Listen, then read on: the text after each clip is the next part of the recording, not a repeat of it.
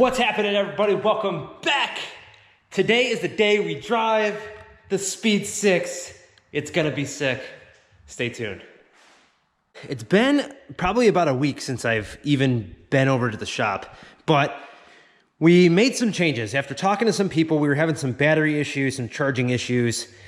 There was a lot on my mind. I was kind of frazzled from everything for the build and just had to clear my mind for a little bit and saw clearly. So you guys remember I ran some 4-gauge wire, and that's over here. 4-gauge is actually not enough to run a full length of the car all the way back. You actually lose voltage as you go through the car. So what I did is I actually ordered some welding cable. It's 0-gauge welding cable. As you can see, I already ran it. Real simple. It's not anything different than the install I showed you before, just thicker wire. Ran it back, just real thick wire. And that stuff looks like this. Here's the difference. This is all frayed 4-gauge audio wire. This is welding cable, real thick and nice, and it's flexible. So we ran all that back to the back. Now, don't say anything because we're building a mount for it. Basically what I'm gonna do is I'm gonna ditch the idea of this little tray here. I have the new Odyssey AGM battery back here, cop this. So I have it strapped just so we can drive it around the parking lot, but what I'm gonna do is actually get some aluminum L channel and build an L channel base and weld that together with a platform on the bottom, and then drill holes in the side of it to create a hook point for 2 hooks to go over the top and bolt down to strap the battery down. I'm gonna leave it right here, but for now, we just have it taut against the thing so we can drive it around the parking lot. No, I will not be keeping it like this. This is just for us to test some things. Now, on to me being an idiot. So all this stuff was going on, it was late, and I was wondering why the battery was dying, stuff like that. And the car wouldn't stay running, because usually when you fire a car up, no matter the strength of no matter the juice in the battery, as long as it fires, the alternator should take over. Well, it turns out the plug in the back of the alternator actually backed itself out, never clipped in. So that's plugged in. We should have no problems. We're gonna fire it up for you guys, pull it out. I gotta finish burping the coolant system, so we're gonna do that. We're gonna pull it outside and let this thing get up to temperature, get everything to open, top off the coolant, and then we were gonna drive up and down the parking lot and see how it feels.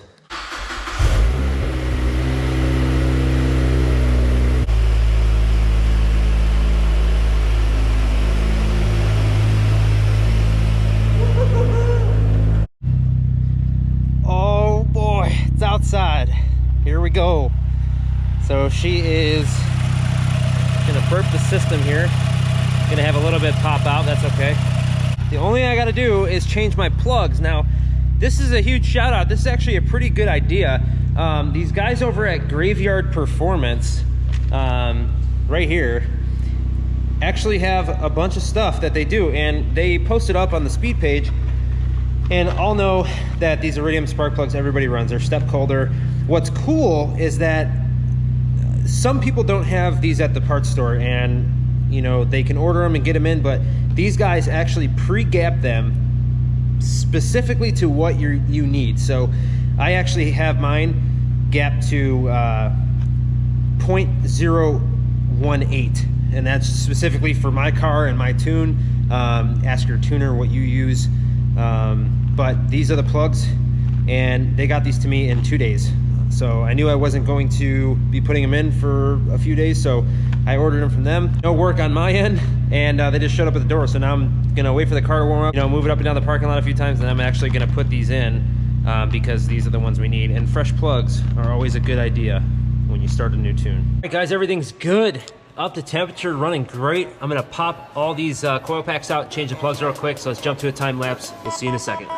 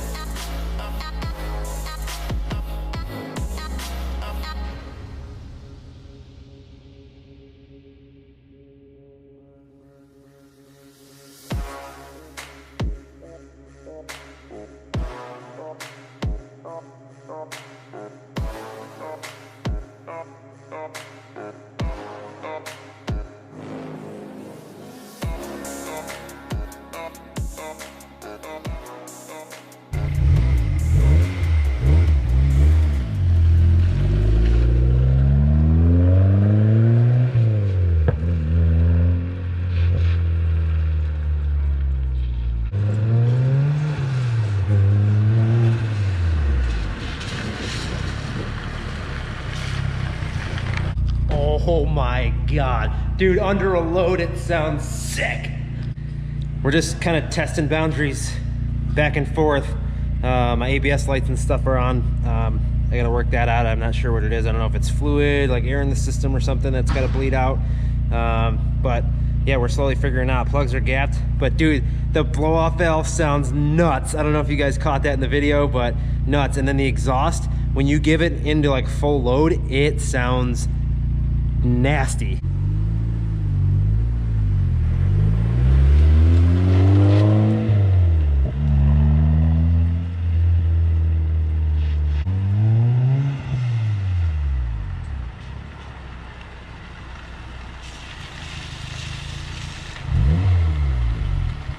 All right, guys, I only could figure out so much in the parking lot, just making sure everything's good.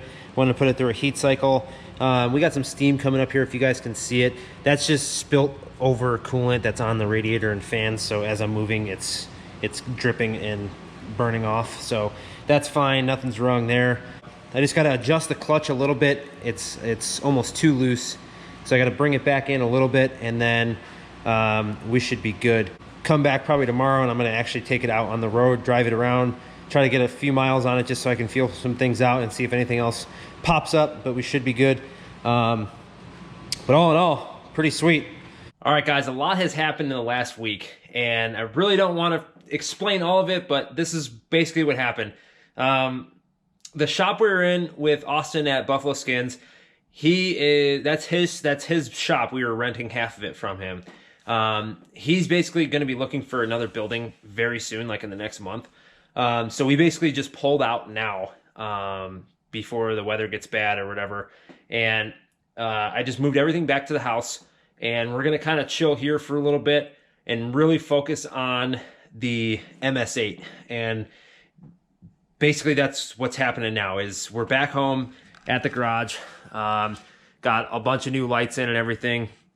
Speed 6 is home, and we're going to be driving with you guys this episode, but I just wanted to stop and interrupt real quick and let you guys know if you see anything. We're back, at the house. We got kind of some stuff set up here for the time being, which is perfect because, the build is done. It ended up working out time-wise perfectly, but we got huge updates on the MS8 coming, so you guys just be prepared for that because it is rolling now, and you guys are going to be pretty pumped to see what's going on.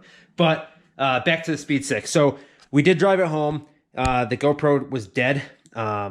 So we drove it home. Everything sounds great. Halfway home, we developed an exhaust leak under the car. I don't know if I torqued the 2 bolts down underneath. So I have the car jacked up right now, and we're going to get under there and check them out. And then possibly once it's good, we're going to go take a ride and just show you guys how it drives. I mean, dude, the blow-off valve sounds sick. It's got like that to it. It's sweet. Sweet noises, I know. One thing I do want to check, though, is the spring inside of it, because I don't know if it's purging air too fast during the pull, but it is. I did hit gate pressure and let the gate open, and it sounds rowdy. So definitely looking forward to showing you guys that. So I'm going to fix this exhaust leak real quick and fire it up for you guys and probably take you guys for a quick rip. So I thought it was 2 bolts that, were never tight on the bottom. It's actually one of these O2 block off that was never screwed in and fell out. Well, it was never screwed in tightly. It must have fell out. So I'm going to take the one off this other downpipe and go tighten the heck out of it. Maybe put some Loctite, and we'll be good to go. Fire her up.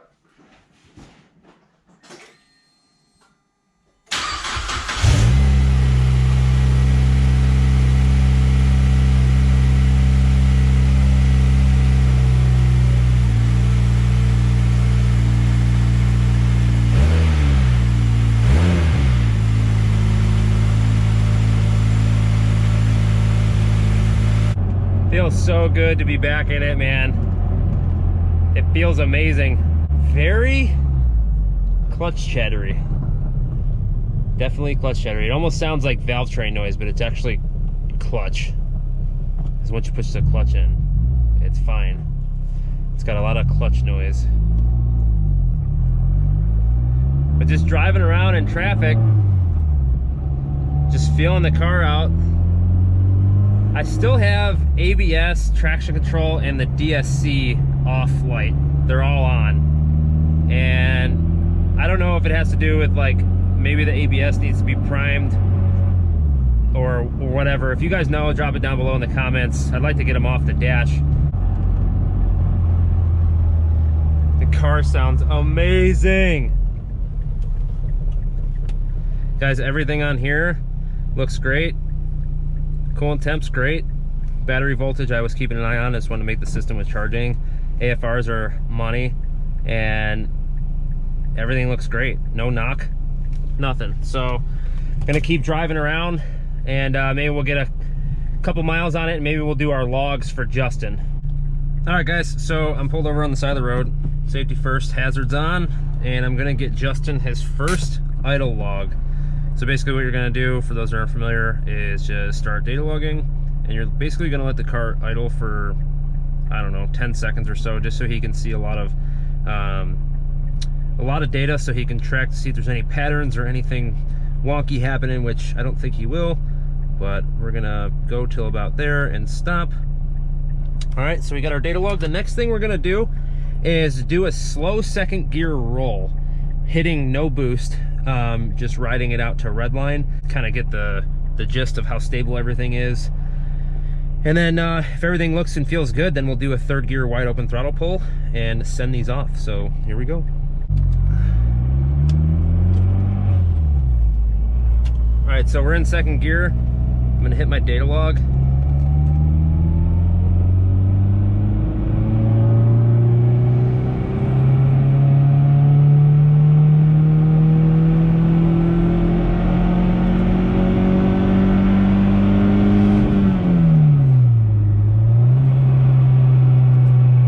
That's it. It's really awkward to do it, but you just ride it all the way out to about 6,500 RPM. I had absolutely no knock, and AFRs looked like they were stable.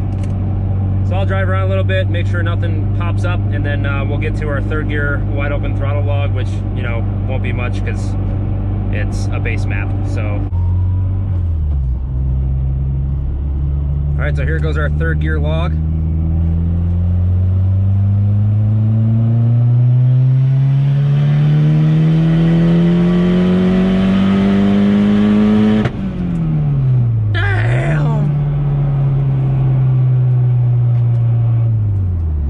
Very slow, but that wastegate screamer is violent. We held 16.28 pounds of boost, which is basically what the spring pressure is on the gate. I thought it was around 17 or 18 pounds, but right around 17 pounds is what we're aiming for, so that's actually perfect. Everything looked and sounded great, so we'll send these off to Justin, see what he thinks, and go from there.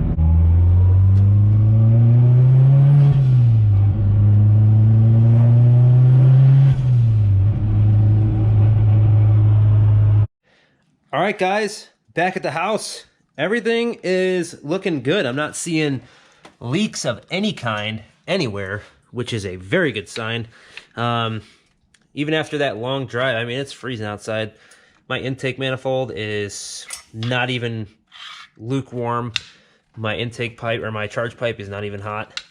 So that's good. I don't have any oil slung anywhere from any of the catch cans, so that's nice. And we're just kind of looking over. But guys, pretty successful, you know, build nonetheless. I'm pretty happy that everything came together. Obviously, only time will tell, you know, how long this motor will last and, you know, where we stand with it. But it's a risk I'm willing to take, because I literally paid I almost broke even on the entire build, and I'll break that down at a later date. But we're gonna send these off to Justin, see what he thinks, and gonna get started in the tuning process. My plan for you guys, especially, I usually street tune my cars and just do all data logging. But this one I'm gonna dial in the 93 tune, and then from there, I'm gonna try to schedule dyno time about an hour from here. They gotta have an all-wheel drive dyno, and do the whole port injection tune on an all-wheel drive dyno, and kind of get numbers to see where we're at and see how we're doing. But I'm gonna do the whole 93 tune process with you guys and just kind of see how the power ramps in. And then I got a watt box install I gotta do. I gotta do the wires, hook up the positive and negative wires for the split second controller and the trigger wire, and we'll be good to go, guys. So I really hope you guys enjoyed that. Kind of an all over video, but hopefully you guys got to see a good amount. Until next time, we'll catch you later. Peace.